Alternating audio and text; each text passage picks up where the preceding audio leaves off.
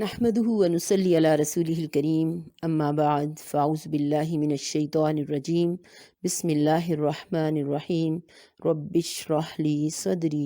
ویسر لی امری واحلل عقدۃ من لسانی یفقهوا قولی رب زدنی علما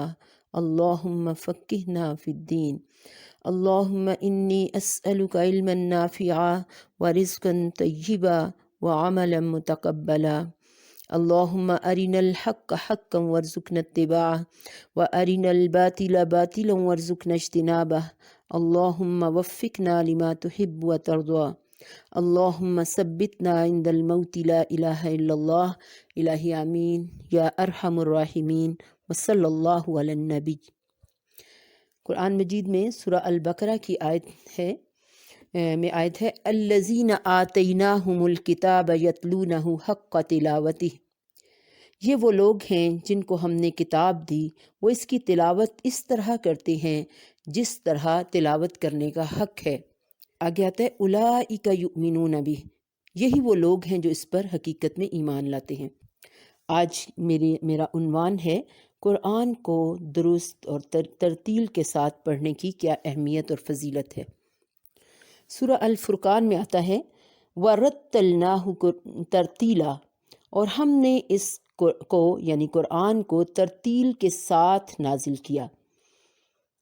یعنی قرآن جو ہے وہ صرف کتابی شکل میں نہیں آیا بلکہ ترتیل کے ساتھ اسے نازل کیا گیا ہے، جیسا کہ ہم جانتے ہی ہیں کہ خود رسول اللہ صلی اللہ علیہ وسلم پر یہ کس طرح سے نازل ہوا۔ پہلی وحی کی تفصیل بہت حدیث میں بہت تفصیل کے ساتھ آتی ہے،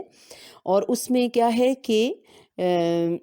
جو ہے جبریل علیہ السلام آئے اور انہوں نے رسول اللہ صلی اللہ علیہ وسلم کو ایک دن جب وہ غار حرا میں تھے تو انہیں آئے اور انہیں بہت زور سے بھینچا اور کہا کہ اقرأ، پڑھو، اور رسول اللہ صلی اللہ علیہ وسلم نے اس کے جواب میں کہا کہ ما انا بقارئ، پھر اس نے چھوڑ دیا اور دوبارہ سے بہت زور سے بھینچا، اس سے زیادہ زور سے، اور پھر کہا اقرأ، تو آپ نے پھر یہی جواب دیا کہ ما انا بقارئ، میں پڑھا لکھا نہیں ہوں۔ تیسری بار جبریل علیہ السلام نے ان کو بہت زور سے اور زور سے بھینچا کہ یہاں تک کہ آپ کو یہ لگا کہ آپ کی جان نکل جائے گی، اور پھر سورہ الگ کی پہلی آیات جو ہیں 5 نازل ہوئیں، اقرأ بسم ربک الذی خلق۔ تو یعنی اور اس سے بھی یہ پتہ چلتا ہے اور بعد میں بھی کہ رسول اللہ صلی اللہ علیہ وسلم کو اللہ تعالیٰ جبریل علیہ السلام کے ذریعے سے قرآن جو ہے وہ اس کا کچھ حصہ نازل ہوتا، اور وہ جب ان کو سناتے تو وہ انہیں یاد ہو جاتا، اور اس کا حکم بھی دیا گیا، جیسے سورہ المزمل میں خود رسول اللہ صلی اللہ علیہ وسلم کو مخاطب کر کے کہا گیا وَرَتِّلِ الْقُرْآنَ تَرْتِيلًا، اور قرآن کو ترتیل کے ساتھ پڑھو۔ سورہ المزمل کی یہ آیت ہے۔ اور تو ترتیل کیا ہے اور اس کا کیا مطلب ہے، اس کا حضرت علی سے جب پوچھا گیا کہ ترتیل کیا ہے تو انہوں نے کہا ہوا تجوید الحروف و معرفت الوقوف، کہ یہ حروف کی تجوید کا نام ہے، اور تجوید کہتے ہیں جود یجود، تجوید کہتے ہیں کسی کام کو بہت عمدگی کے ساتھ کرنا، اور جب ہم قرآن کے لیے یہ خاص ٹرم استعمال ہوتی ہے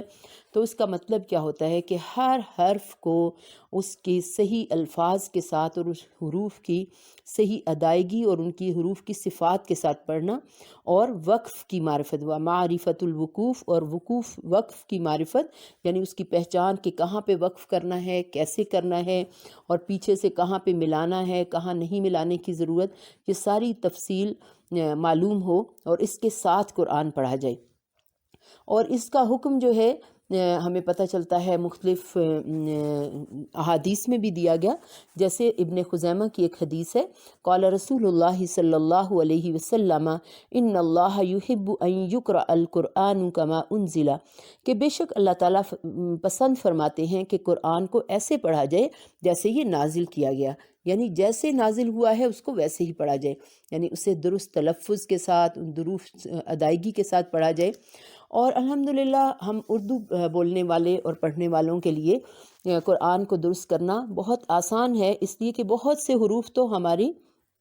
حروف تہجی میں بھی موجود ہیں جو کہ عربی حروف تہجی ہیں، اگرچہ یہ ہے کہ ہم ان کو صحیح ادائیگی کا چونکہ قرآن ہی کے ساتھ یہ چیز ہے کہ ان کو صحیح ادا کیا جائے، تو اس لیے ملتے جلتے حروف میں بعض اوقات ہماری غلطی ہوتی ہے۔ لیکن یہ جو غلطیاں ہیں اگر ان کو دیکھا جائے تو سورۃ الفاتحہ ہی میں جو غلطیاں عام طور پہ کی جاتی ہیں وہ تقریباً 19 قسم کی وہ غلطیاں ہیں جہاں ہم الفاظ ہی کو بدل دیتے ہیں، اور ملتے جلتے حروف کو ہم ایک ہی انداز سے پڑھے ہوتے ہیں۔ جیسے بسم اللہ الرحمن الرحیم میں آپ ہا کو ہا بنا دیتے ہیں، الرحمن الرحیم پڑھتے ہیں۔ اسی طرح سے الحمدللہ کو کیا پڑھتے ہیں؟ الحمدللہ۔ رب العالمین کو رب العالمین۔ الرحمن الرحیم میں الرحمن الرحیم پڑھتے ہیں۔ اسی طرح ایاک نعبد، نعبد کو ہم اکثر نعبدو پڑھتے ہیں، اور وایاک نستعین، عین کی جگہ ہم حمزہ پڑھے ہوتے ہیں، نستعین پڑھے ہوتے ہیں۔ اسی طرح سے اہدنا الصراط، صراط صاد اور آخر میں تو ہے لیکن اس کو ہم صراط پڑھتے ہیں، صراط جیسے سین اور تا اور را کو بھی پر نہیں کرتے۔ مستقیم کو ہم مستقیم پڑھتے ہیں۔ صراط میں پھر وہی غلطی ہے کہ صراطہ پڑھتے ہیں، الذین کو الذین پڑھتے ہیں، انعمت علیہم کو انعمت علیہم پڑھتے ہیں یعنی حمزہ کے ساتھ، غیر المغضوبی کو ہم مغضوبی پڑھتے ہیں زا کے ساتھ، علیہم کو حمزہ کے ساتھ علیہم پڑھتے ہیں، اور ولضالین، ضالین کو ہم ضالین زا کے ساتھ پڑھے ہوتے ہیں۔ اور یہ تو وہ غلطیاں ہیں جن کی میں آپ کے سامنے نشاندہی کر رہی ہوں جو کہ حرف کی تبدیلی کی ہیں۔ اس کے علاوہ کہاں پر ہم حروف کو چھوٹا کرنا ہے وہاں پہ بڑا کر دیتے ہیں، جہاں پہ لمبا کرنا ہے وہاں چھوٹا کر دیتے ہیں، ایسی غلطیاں بھی اس کے علاوہ ہیں۔ تو آپ سوچئے کہ وہ سورت جو کہ سب سے زیادہ پڑھی جانے والی ہے، جس کو سبع مثانی کہا گیا، ہر رکعت جو نماز کی ہے اس میں ہم پڑھتے ہیں، لیکن اس میں اتنی ساری غلطیاں ہیں، تو ان کی اصلاح بہت ضروری ہے، کیونکہ اس کے بغیر جو ہے وہ قرآن درست نہیں ہے۔ جیسے رسول اللہ صلی اللہ علیہ وسلم نے فرمایا، نسائی کی حدیث ہے، اقرأوا القرآن بالحون العرب واصواتها، قرآن کو عرب کے لب و لہجے اور ان کی آوازوں پر پڑھو۔ پھر اسی طرح سے قرآن کو لحن یعنی خوبصورت آواز میں خوش الہانی سے پڑھنا جو ہے وہ بہت ضروری ہے۔ اس کے بارے میں رسول اللہ صلی اللہ علیہ وسلم نے فرمایا، نسائی اور ابو داود کی حدیث ہے، زینوا القرآن باصواتکم، قرآن کو اپنی آوازوں سے زینت دو، یعنی اس کو خوبصورت انداز سے پڑھا جائے۔ اور اصل خوبصورتی کیا ہے کہ ہر حرف کو اس کا حق دیتے ہوئے صحیح اور درست ادا کرنا۔ پھر یہ کہ ایک اور حدیث میں جو بخاری کی ہے اس میں کیا کہا گیا، لیس منا من لم یتغنى بالقرآن، قرآن کو خوش الہانی سے جو نہ پڑھے وہ ہم میں سے نہیں، یعنی ہر ایک کو، ہر مسلمان، گویا کہ وہ مسلمان نہیں، یعنی ہر ایک کو خوش الہانی سے اور درست قرآن کو کے الفاظ کو درست پڑھنا جو ہے وہ ضروری ہے۔ اور قرآن جو ہے اور اس کو پڑھنا ہمیں بعض اوقات لگتا ہے کہ یہ بہت مشکل ہے۔ اس کے بارے میں قرآن مجید میں سورہ القمر میں ایک آیت کی کئی بار تکرار ہوئی، اور اس میں اللہ تعالیٰ کیا فرماتے ہیں، قال اللہ تعالیٰ وَلَقَدْ يَسَّرْنَا الْقُرْآنَ لِلذِّكْرِ فَهَلْ مِن مُدَّكِرٍ، بے شک ہم نے اس قرآن کو سمجھنے کے لیے آسان کر دیا ہے، پھر کوئی ہے جو نصیحت حاصل کرے۔ یعنی اللہ تعالیٰ نے تو اس کو آسان کر دیا، اس کا پڑھنا آسان کر دیا، اس کو حفظ کرنا آسان کر دیا، اس کو سمجھنا آسان کر دیا، اس پر عمل کرنا آسان کر دیا، حتیٰ کہ اسے دوسروں تک پہنچانا آسان کر دیا، لیکن ہم عموماً اس میں اس کو نہیں سیکھ پاتے، اور وجہ عموماً کیا ہوتی ہے کہ ہمیں کچھ یہ بہت مشکل لگتا ہے، اور ہمیں ایسے لوگ نہیں ملتے بعض اوقات کہ جو ہمیں صحیح طور پہ قرآن سکھا سکیں۔ تو آج کی دور میں تو بہت آسان ہو گیا ہے، ہم کسی قاری کو فالو کر سکتے ہیں، چاہے وہ حرم کے قاری ہی کیوں نہ ہوں، تو ان کو بھی ایک کلک کے فاصلے پہ بعض اوقات یہ چیزیں پڑی ہوتی ہیں، لیکن ہمیں سمجھ نہیں آتی۔ اور اس چینل کو شروع کرنے کا مقصد بھی یہی ہے کہ وہ لوگ جو کہ قرآن کو مشکل سمجھتے ہیں اور انہیں لگتا ہے کہ قرآن پڑھنا، صحیح پڑھنا جو ہے وہ مشکل ہے، تو اس کے لیے وہ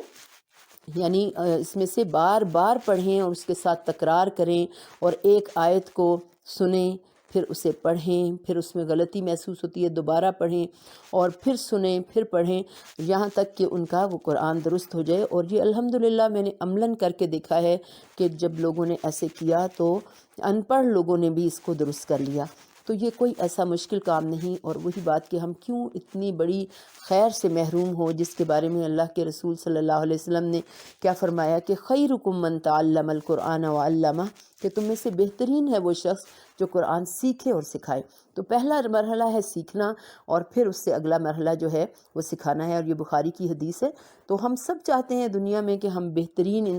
ہمیں مقام ملے، بہترین ہماری ہر چیز ہماری سب سے اچھی ہو۔ تو ہم اگر بہترین انسان بننا چاہتے ہیں اور بہترین مسلمان بننا چاہتے ہیں تو اس کا طریقہ یہ ہے کہ قرآن کو سیکھنے اور سکھانے میں لگ جائیں، اور پہلا مرحلہ کرنے کے بعد پھر ہم اگر سکھائیں گے تو انشاءاللہ ہم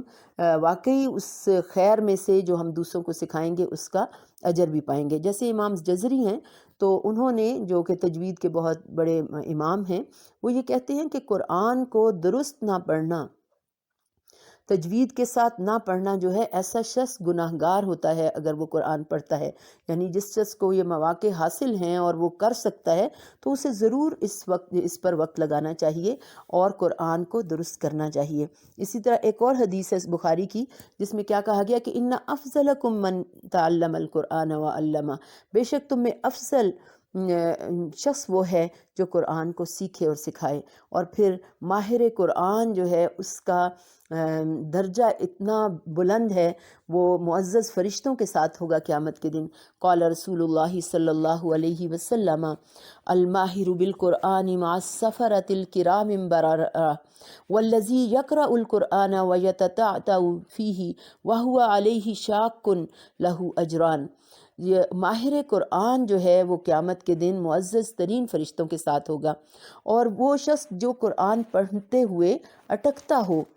اور قرآن پڑھنا اسے مشکل تکلیف دہ لگتا ہو، اس کے لیے دوہرا اجر ہے۔ یہ صحیح مسلم کی حدیث ہے، اور یہ حقیقت ہے کہ پہلے دن ہی انسان ماہر قرآن نہیں بنتا۔ جیسے ایک بچہ چلتا ہے جب، تو پہلے دن ہی نہیں دوڑنے لگتا، بلکہ اس تک پہنچنے کے لیے اسے پہلے کتنے مراحل سے گزرنا پڑتا ہے۔ اسی طرح سے قرآن کو درست پڑھنے کے لیے سب سے پہلی بات یہی ہے کہ ہم اس کو جب پڑھیں گے تو اس وقت تھوڑا سا ہمیں مشکل بھی لگے گا، اٹکیں گے بھی، اور تو اس وقت یہ سوچنا ہے کہ ہمیں اس کا دوہرا اجر مل رہا ہے، یہاں تک کہ ہم، اللہ کرے کہ ہم ماہر قرآن کے درجے تک پہنچ جائیں۔ پھر یہ کہ رسول اللہ صلی اللہ علیہ وسلم کے بارے میں ہم سمجھتے ہیں کہ وہ انشاءاللہ ہماری شفاعت کریں گے، لیکن قرآن ہی میں سورہ الفرقان میں آتا ہے کہ رسول صلی اللہ علیہ وسلم کچھ لوگوں کے خلاف گواہی دیں گے، اور وہ کیا ہے؟ آیت ہے وَقَالَ الرَّسُولُ يَا رَبِّ إِنَّ قَوْمِ اتَّخَذُوا هَذَا الْقُرْآنَ مَهْجُورًا، کہ قیامت کے دن رسول کہیں گے کہ اے میرے رب، میری قوم نے قرآن کو چھوڑ دیا تھا۔ اور چھوڑنے میں جو ہے مفسرین کے نزدیک مہجورہ کے دو معنی ہیں۔ ایک یہ ہے کہ اس کو نشانہ تضحیک بنا لینا، مذاق بنا لینا، اس کو سنجیدگی سے نہ لینا، اور دوسرا کیا ہے مہجورہ چھوڑ دینا، یعنی اس کو نہ درست ہم پڑھتے ہیں، نہ اس کو سمجھتے ہیں، نہ اس پہ عمل کرتے ہیں۔ تو ہم نے ان لوگوں میں شامل نہیں ہونا انشاءاللہ کہ جو قرآن کو چھوڑے ہوئے ہیں، اور اس کے ساتھ زندگی گزارنا اتنا بڑا اس کا اجر ہے۔ جیسے یعنی اگر ہم اس میں وقت گزارتے ہیں تو وہ وقت اگر ہم اس کی وجہ سے کوئی ذکر ہمارا رہ جاتا ہے یا ہم دعا کم کر دیتے ہیں تو بھی اس کا بھی ایک اجر ہے۔ جیسے رسول اللہ صلی اللہ علیہ وسلم نے فرمایا، یہ ترمذی کی حدیث ہے، یقول الرب تبارک و تعالی من شغلہ القرآن عن ذکری ومسألتی آتیتہ افضل ما اوتی السائلین، کہ اللہ تبارک و تعالیٰ، یعنی یہ حدیث قدسی ہے، فرماتے ہیں کہ قرآن مجید میں مشغولیت کے باعث جو کوئی میرا ذکر کرنے اور مجھ سے دعائیں مانگنے سے رہ گیا تو میں اس کو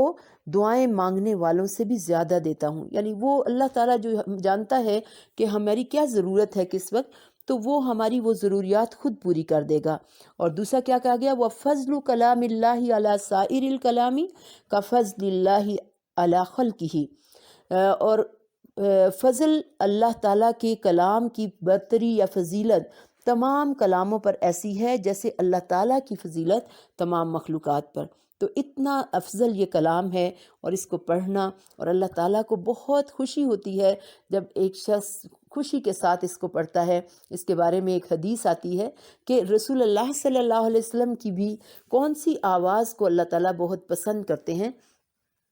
قال رسول اللہ صلی اللہ علیہ وسلم، یہ صحیح مسلم کی حدیث ہے، ما اذن اللہ لشیء ما اذن للنبی یتغنى بالقرآن، کوئی اللہ تعالیٰ کسی آواز کو اتنی توجہ سے نہیں سنتا جیسا کہ وہ نبی کی آواز کو سنتا ہے جب وہ خوش الہانی کے ساتھ قرآن مجید پڑھتا ہو۔ تو ہمیں بھی کیا کرنا ہے کہ قرآن کو خوش الہانی سے پڑھنا ہے، اسے درست سیکھنا ہے۔ اس کے لیے سب سے پہلی بات یہی کہ ہمیں اسے درست سیکھنا ہے اور پھر اسے پڑھنا ہے، اور جو ہم نے اس سے پہلے کوتاہیاں کی اس پہ ہمیں اللہ تعالیٰ سے توبہ کرنی چاہیے، اپنے جد امجد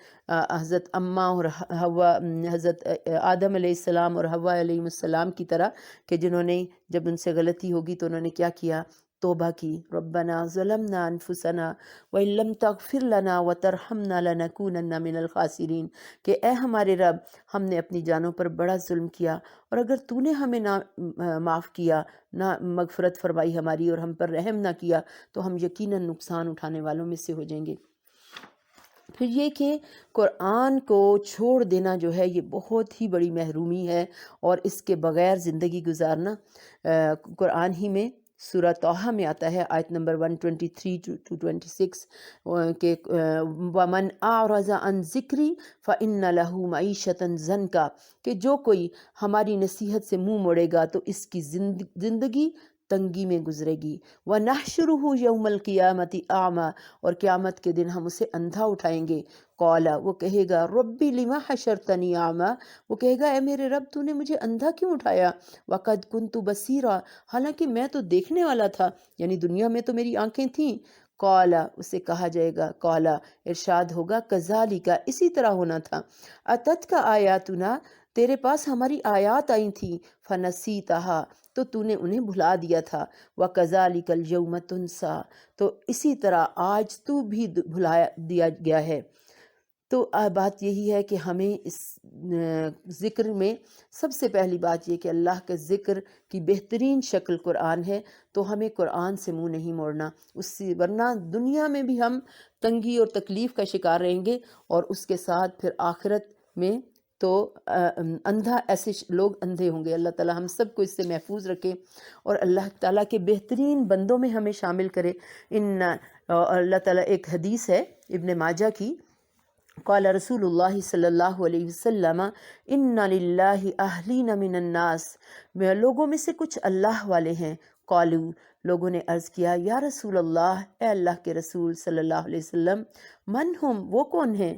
آپ نے فرمایا، ہم اہل القرآن، وہ لوگ اہل قرآن ہیں، قرآن والے ہیں۔ اہل اللہ و خاصتہ، وہ اللہ والے ہیں اور اس کے خاص لوگ ہیں، یعنی ایسے لوگ جو اللہ کی کتاب کے ساتھ، قرآن کے ساتھ